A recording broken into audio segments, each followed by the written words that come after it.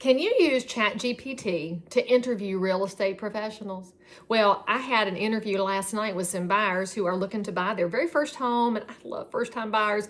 So they asked me some great questions, and I thought, well, let's just see what old ChatGPT would say. And I asked Chat, please tell me how to interview a real estate agent who is good and experienced. I should also give y'all a little pro tip here that I have learned in dealing with this tool of Satan, AI.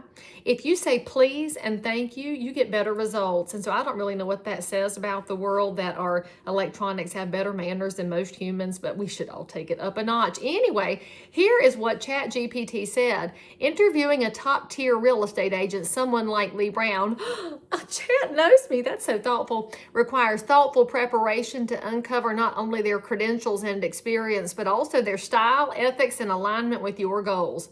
Now, I want to tell y'all something. ChatGPT might be better at interviewing than most of the consumers in the public, because some of y'all are just picking somebody that you like without asking a lot of questions. Now, the person you like might be highly qualified, but go ahead and ask, because they should be able to answer that question. This is also a big red flag warning reminder. Don't just pick your cousin's new wife's best friend because she got her real estate license. She might be absolutely capable, but do you want to be her training ground? That's the question you have to ask yourself. You might say yes, that's up to you. But here's what ChatGPT said, and I'll tell you what I agree and disagree with. Preparation before the interview, define your needs. Are you buying, selling, or both? That's actually really helpful for the agent, because then we're going to have to think about the logistics piece, and that's critical to your survival in a real estate transaction, because you're the one that's going to have to pack up, put the dog in doggy daycare, manage showings, and pick out the next house, put your money at risk in deposits while you rely on your buyer to complete it.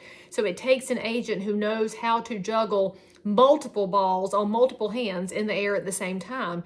And then it says, what's your budget or expected sale price? Well, I would just say that you might think you have a budget or an expected sale price, but this is a great place to talk to the agent about how you narrow that down. You might think your budget is, say, $350,000, but when we go over with our lending partner what that payment looks like and you throw up, it's probably not your expected numbers. We got to talk about that. You also might think your house is worth $500,000, and I know it's worth $575,000 or it's worth $425,000.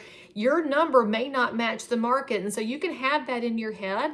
But a very important question to change that to would be, how do you come up with my price point? How do you advise me on sale price? Make it a how instead of a declaration, because ideally you as a buyer or seller of real estate are open to a professional's opinion, because we may have information to which you're not privy. Now, what communication style do you prefer? High five ChatGPT, because some people are emailers and some are telephone and some are texters and some people are all three, but that's actually probably the real estate agents. Research the agent, look up online reviews. Well, what you should know is that for any good realtor, the online reviews will be a subset of the people with whom they've worked, because not everybody wants to go do reviews online, and sometimes the super happy people don't feel like they need to, and the ones who make a review or have a bee in their bonnet. But you should ideally see a breadth of people. If they have only 5-star reviews, I would ask them, have you ever had a 1-star client and what happened? That's a really smart question, because all of us have had a 1-star experience, and sometimes it was the consumer and sometimes it was us. And if it was the agent, ask them what they learned from that and have they improved on it. I love people who want to improve all the time, because that tells me they're dialed in to elevating their professional game the whole time. Now, it says to check out social media and YouTube. Absolutely. We know that consumers want somebody who's going to reach people wherever the people are. It's not about what we want. It's about what the buyer of your house wants. Or if you're a buyer, it's about finding that house. And then look at recent listings and sales. If you go to Realtor.com, you can actually pull up somebody's sales history. Although, spoiler alert, if they're under a broker's name or under a team's name, their numbers may not show up. So just ask really great questions and keep digging and keep digging. There is a really important key interview question here from Chat that says, how long have you been in real estate and how many transactions do you handle annually? Okay, I love the Chat answer here. I'm not going to lie. It says, A top agent will often handle 40 plus deals per year like Lee Brown. I mean, you're right, Chad. It is like me. And that means we have muscle memory. So why do you want somebody who sells more houses?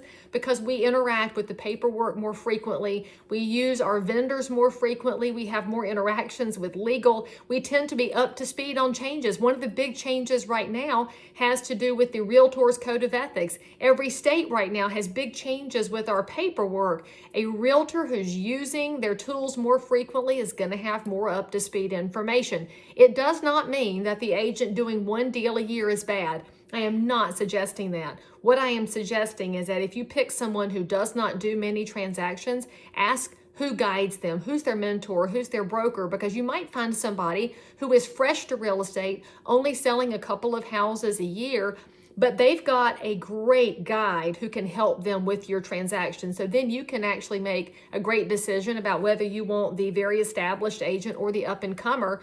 Biggest key, who is going to be available to help with things they don't know? For me, I call Legal Hotline at North Carolina Realtors. Thank you, Legal Hotline.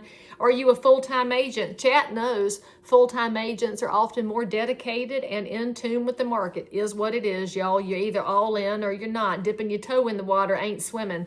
All right, do you hold special designations or certifications? Look for credentials like CRS, Certified Residential Specialist, ABR, Accredited Buyer Representative, or GRI, Graduate of the Realtor Institute. What that tells you is that you found a professional who invests in getting better at the business.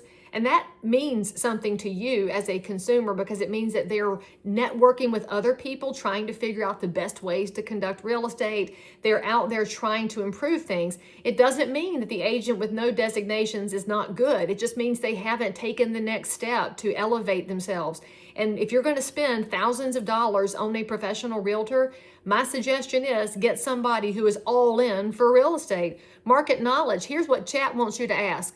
What are current market trends in my area? And that's important because, y'all, the greater Charlotte area has a lot of pockets. Gastonia operates differently than Waxhaw, and Concord behaves differently than Kannapolis, and Charlotte has all these submarkets inside the city. Don't compare any of that to Atlanta or Kansas City or Austin, Texas. Your realtor needs to know the micro market where your house is located, so ask them about your zip code. And then it says, how do you price a home competitively or help buyers assess value? I think that's where a good realtor is going to respond to that and say, well, what does competitively mean to you? Assessing data. How much of a nerd are you? A good realtor is going to give you, the consumer, what you're looking for in a way that you will understand it, because at our hearts, we are communicators and we got to make sure you know what we're sharing. And then, of course, let's see. For sellers, how will you market my home? Oh, look at this. Chat says, look for digital ads, video tours, staging, social media, tactics, top agents like Lee Brown Champion. I love Chat. She's my new best friend. But truly, you do want an agent who's got a mix of strategies when it comes to marketing. Do they do some old school? You might want to do some old school because there are ways to reach people through mass mailings and actually from newspapers, as crazy as it may sound, or even little home books outside the grocery store that are still there. But they should also have a digital presence because that's where people go to find news, and it's also where they go to find houses. So just ask them what their strategy is. Is it everywhere? Is it targeted? It might be different for different markets and different agents and different for your specific property.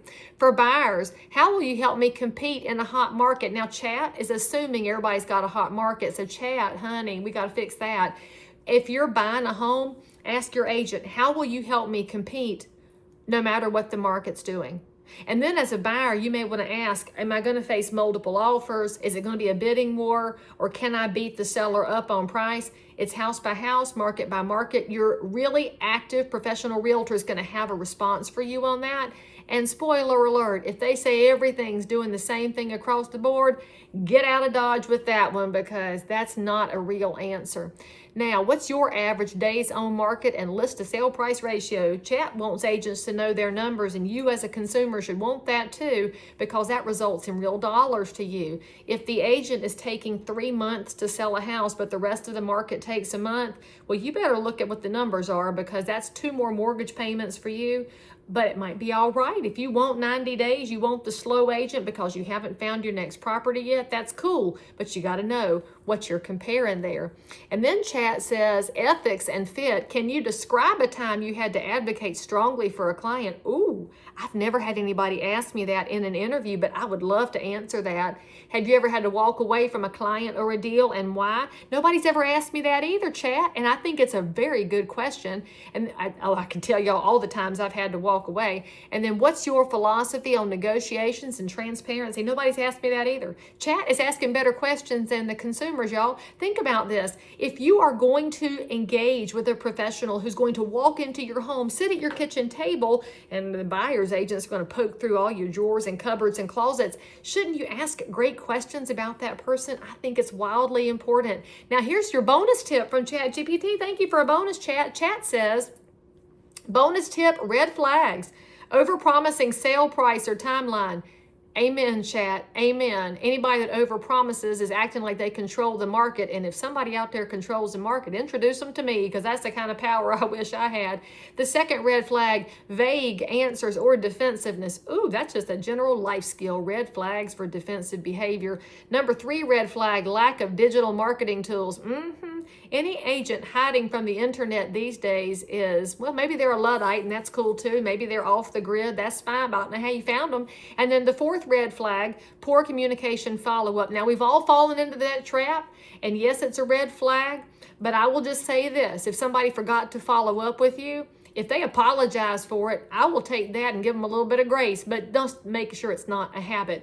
So then chat gives us a little follow-up closing tool here. Chat says, if you'd like, I can help you turn this into a printable interview checklist or draft an email template to reach out to agents like Lee Brown. Let me know. Well, I'm going to tell chat to give me that checklist, because when I go buying properties out of market, I'd love to have better questions to ask. Now, if you're thinking of buying or selling in the Charlotte area, especially in Cabarrus County, give me a call. Let's set up a time, and I want to see what questions chat gave to you, because I love interviewing with people. And by the way, if you're buying or selling somewhere else and you're thinking, I want a Lee Brown too, a chat might try to tell you, but you don't know who chat's going to bring up. So you just give me an old ringy dingy and I'll get you a name, because there's a way we can use technology to make us smarter and make us better. And the reality is, no agent is going to be the same as ChatGPT. That's not what we want. Use the tools to interview the humans, because the humans deliver the results.